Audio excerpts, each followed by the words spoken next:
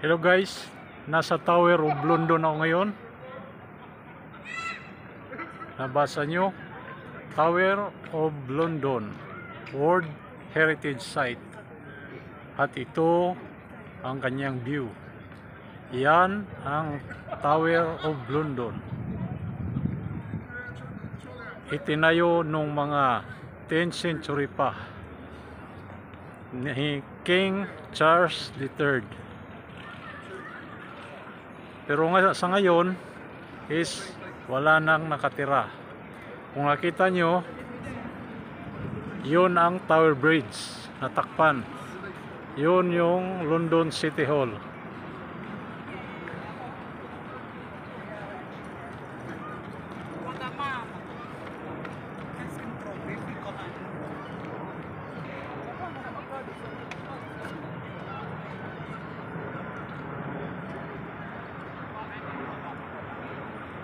Yun yung The Shard.